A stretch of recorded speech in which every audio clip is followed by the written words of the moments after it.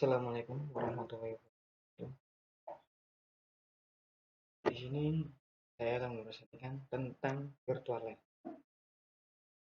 Sebelumnya nama saya Ahmad Amudin, NIM 021 dari kelas Informatika 62. Definisi VLAN sendiri atau virtual LAN, pemisahan jaringan secara logis yang dilakukan pada switch.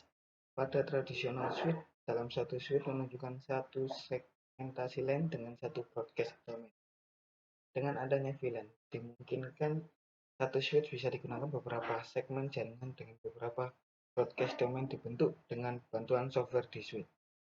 VLAN terbentuk secara logik dengan bantuan software yang ada pada switch.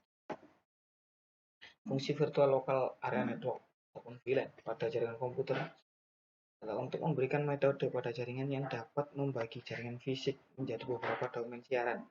Domain broadcast ini biasanya batas subnet IP. Setiap subnet memiliki VLAN. VLAN memungkinkan beberapa LAN virtual pendamping dalam LAN fisik. Sama seperti ada dua mesin yang terhubung dalam satu saklar. Keduanya tidak dapat mengirim frame Ethernet ke mesin lain bahkan dalam kabel yang sama.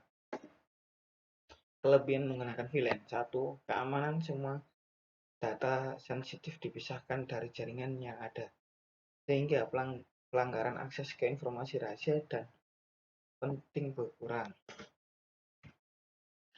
2. Penghematan biaya dapat menghemat biaya dengan menghilangkan biaya mahal dari peningkatan jaringan dan penggunaan bandwidth dan uplink yang efisien.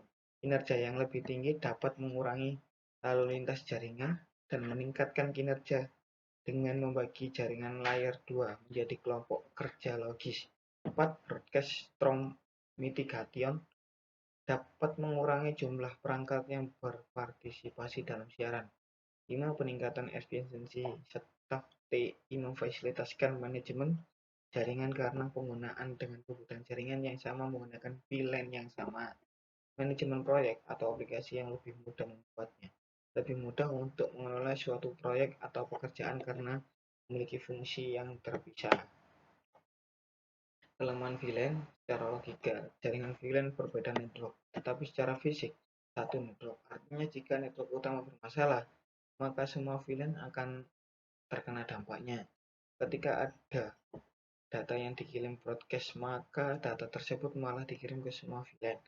Ketika jumlah host di dalam VLAN banyak, maka kerja DHCP akan berantakan dan tidak bisa diduga. Contoh kasus yang sering terjadi pada VLAN, total waktu ping dapat bertambah secara signifikan, terlebih jika server virtual yang digunakan tidak beroperasi secara optimal atau kelebihan beban. Gangguan koneksi dalam jaringan, terutama jika server mengalami kelebihan beban dari jaringan lain. Sekian presentasi ulasan tentang VLAN. Assalamualaikum warahmatullahi wabarakatuh.